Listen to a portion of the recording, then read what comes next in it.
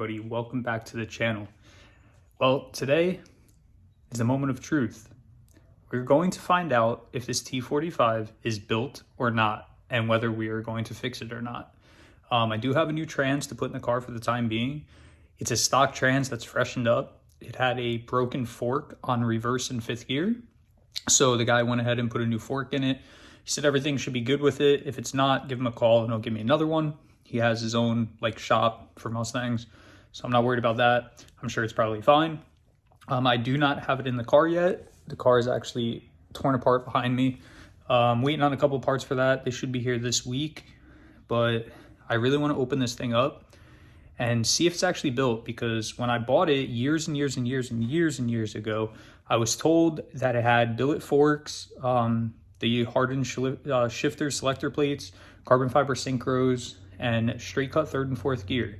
So I want to open it, confirm that it is actually built. If it's not actually built, then that's actually good news, because that means that the stock trans will hold up to my driving, which I'm honestly pretty worried about at the moment, because the shift forks on these do not like to last very long.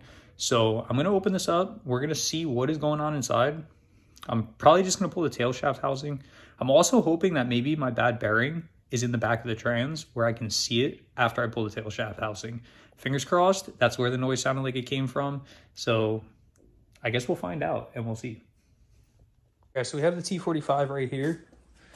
We first thing to do when removing this tail shaft housing, this is the tail shaft housing here. Your drive shaft actually slides into that part right there where I have the plug at. The first thing you want to do is drive this pin out. There's a pin in here. Be careful doing this, because there's a spring and a ball in here also. And when you go to pull the tail shaft housing, this is probably going to want to launch out. So just keep that in mind. Keep your hand over it while you're pulling it up and everything. And then pretty much you're going to want to remove your speed sensor, which I already did because I put it on the new transmission, getting it ready to go inside the car.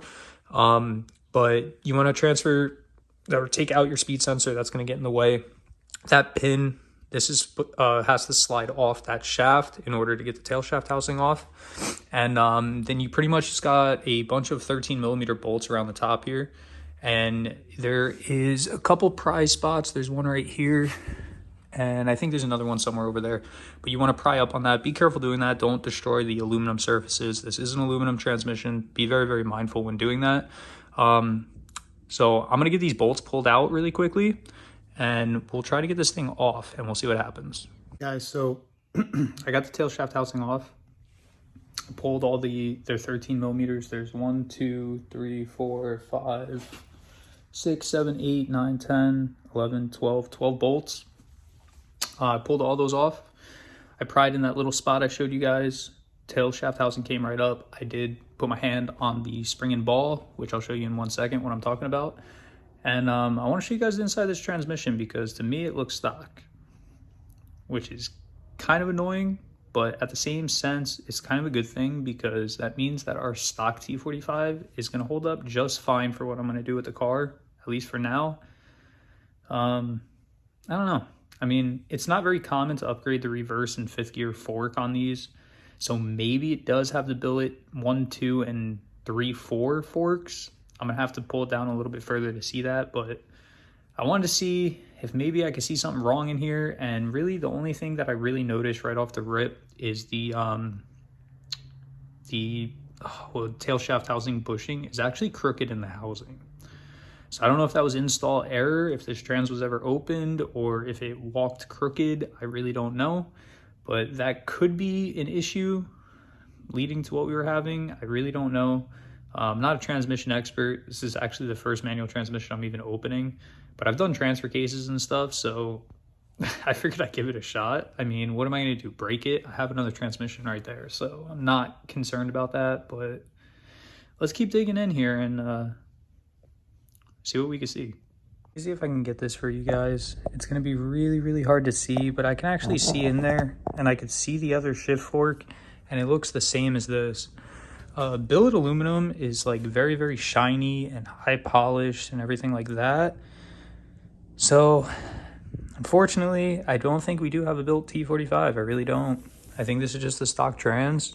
Yeah, when I bought it, the guy gave me a receipt for it being built, but that doesn't necessarily mean that this was the transmission that receipt belonged to, you know. So keep that in mind. But I do see this right here, which, I don't know. That's like all like scuffed up. I don't know if you guys see that. I don't know if that's supposed to be like that or not. And then also our bearing has a pretty deep groove in it. You can actually see it on camera right here. This bearing could be our issue. The tail shaft bushing, it could be something to do with this. I really don't know if that's supposed to look like that or not. But yeah, I don't think this trans was ever opened up before. And if it was, maybe they just put a rebuild kit in it or something, because it looks pretty damn stock to me. I mean, all the gears and everything look good. They don't have any crazy wear or anything on them. But if I'm going to come to a conclusion here, I'm going to say this trans is not built. For sure, not built. Upsetting, yes. Kind of good, though, because we know our stalker up there is going to hold up to me, which is honestly kind of a relief. I do have a short throw shifter with you know, the shift stops and everything, so hopefully prevent a messed up fork. But if you see down there, down that hole right there, do you see how the tail shaft bushing is actually crooked in there? I really don't like that. That could have been part of our problem, maybe, but the bushing is way more towards the top than the bottom, so I don't know, guys. I really don't know. This bearing up here looks good. That gear looks good there. I think that's the reverse counter gear. But yeah, everything is honestly looking pretty good in here. So I really don't know what's going on. There's some scrape markings up there and up there right here. I'm not too sure what those are from, but it doesn't really matter because with the trans being stock, I'm not even going to attempt to rebuild it. I'm kind of just going to say screw it.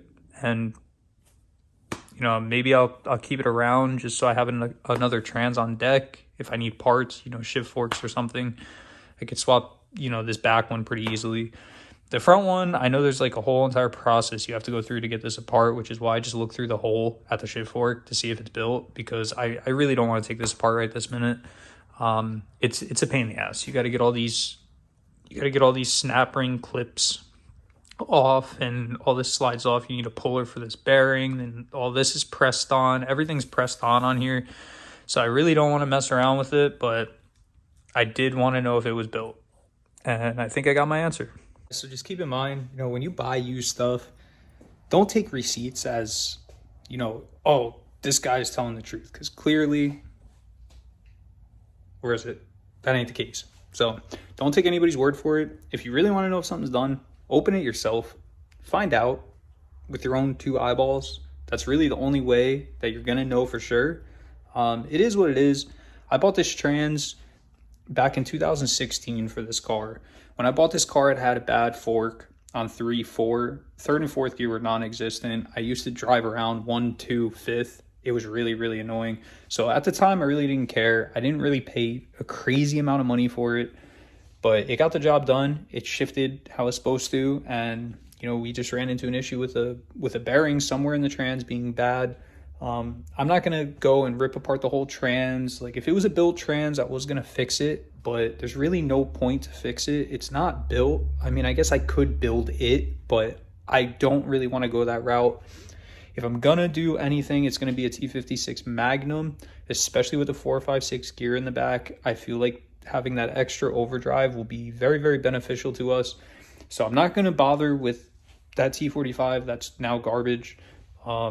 But we do need to put the trans back in the car, obviously. So that's what we have our, you know, new one over there, new to me. That one I do know is legit. The guy had his own shop. He told me what was wrong with the trans when he got it. He told me what he did to fix it and everything. He had transmissions apart all over the place. I know that guy's not full of shit. But it is what it is, guys. You know, this was a very, very long time ago, and it sucks, but at the same sense, it's not really a terrible thing, because that tells me that we're going to be fine with this, and that's perfectly fine by me. I just need something in the car where I can just enjoy the car for a while. I'm getting really tired of just working on it. I want to do some content at the track. I want to do some content driving the car, showing you guys what difference the gear made and everything. And it's just really hard to do that when the transmission's making a ton of noise and vibrating the whole car and everything. It wasn't fun to drive like that. It really wasn't. Like, I had to be careful of my speed. I had to be careful where I put the gas pedal at, because when you were like lightly on the throttle, it would make the terrible noise. So I just pretty much had to drive it not the way I wanted to drive it. Like, I had to be careful how I drove it, and it was just really annoying. But I hope you guys enjoyed today's video. Please drop a like up on this video, drop a comment down below, subscribe to the channel. We have plenty of content coming. More than likely, content with the car, the Mustang. I'm not really doing much on the Jeep or the Subaru at the moment. I'm really trying to get this car where I want this car to be. So I hope you guys can still support the channel. I know a lot of you like the Jeep, some of you like the Subaru, but we got to do what we got to do, guys. And yeah, so I'll catch you guys next week's video, Friday, 12 p.m. Peace out. Here we go, baby. Let's get this pull.